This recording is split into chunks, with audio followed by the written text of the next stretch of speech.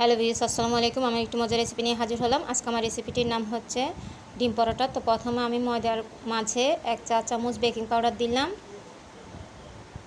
স্বাদ মতো লবণ দিচ্ছি, সয়াবিন তেল দিচ্ছি, আর এগুলোকে আমি একসাথে মিশিয়ে নিব।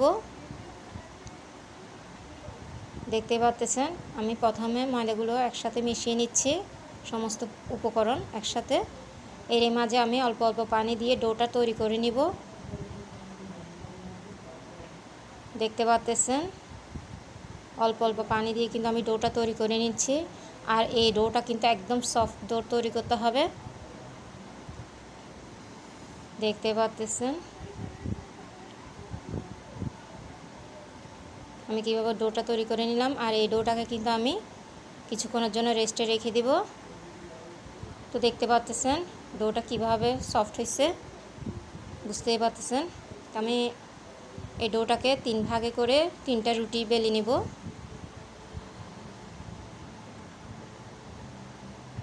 দেখতে পাচ্ছেন আমি কিভাবে রুটিটা বেলে নিয়েছি। তো আমি এটাকে উল্টিয়ে দেব। এর মাঝে আমি ডিমটা অ্যাড করব।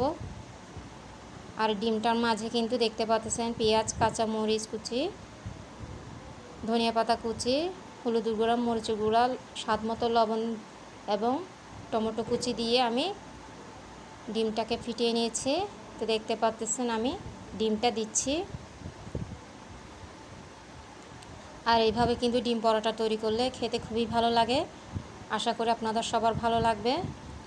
আর দোকান থেকে যে ডিম পরোটাটা পাওয়া যায় আসলে সেটা কিন্তু একদম স্বাস্থ্যসম্মত না। কেন বলছি, কারণ হচ্ছে আমি একদিন ডিম পরোটা এনে দেখতেছি ডিমের পরোটার ভিতরে সব ডিমের খোসা, আর জিনিসটা আসলে খাওয়া যায়নি। তো যেহেতু খোসা থাকবে আর ওইসব জিনিস খাওয়া তো আসলে ভালো না। ওইসব জিনিস দেখার পরও ওগুলো তার খাওয়া যায় না। তাই আর দোকান থেকে আমি আর আনি না কিংবা কিনি না, নিজেই ঘরে তৈরি করি। তো এখন যখন তৈরি করতেছি ভাবলাম আপনাদের সাথে শেয়ার করি। দেখতে পাচ্ছেন এরকম করে কিন্তু আমি 3টা তৈরি করে নিব। আর এই ঘরে তৈরি করলে কিন্তু তৃপ্তি সহকারে ঘরের সবাই খেতে পারে। আর দোকানের খাবার তো আসলে স্বাস্থ্যসম্মত না। ঘরেরটা যেরকম স্বাস্থ্যসম্মত, তাই চেষ্টা করি ঘরে তৈরি করার জন্য।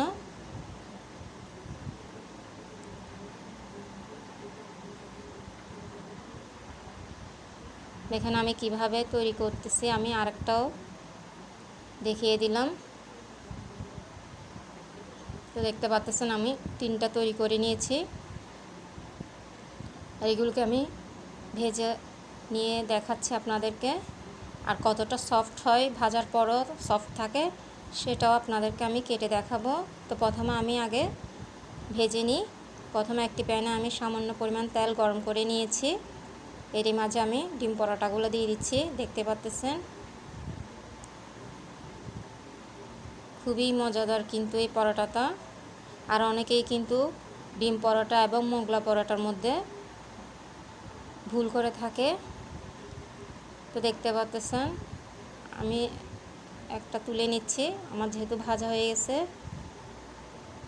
আর আমি মোগলাই পরোটাটাও কীভাবে তৈরি করতে হয় সেটাও আমার পেজে দেওয়া আছে। তো দেখতে পাচ্ছেন আমার ডিম পরোটাটাও কিন্তু তৈরি হয়ে গেল। আপনাদের সুবিধার্থে আমি কেটে দেখাচ্ছি। সবগুলোই কিন্তু আমি কেটে দেখাবো। তো প্রথমে একটা দেখাচ্ছি কেটে। দেখতে পাচ্ছেন কতটা ডিমে ভরপুর এবং কতটা সফট, খুবই অসাধারণ। তো দেখতে পাচ্ছেন আমি সবগুলো কেটে নিয়েছি। মাশাআল্লাহ কতটা লোভনীয় দেখাচ্ছে। আশা করি আপনাদের সবার ভালো লাগবে। এইভাবে একবার হলে তৈরি করে দেখবেন। আর কার কেমন লেগেছে অবশ্যই কমেন্টস করে জানাবেন। তো দেখার জন্য সবাইকে ধন্যবাদ।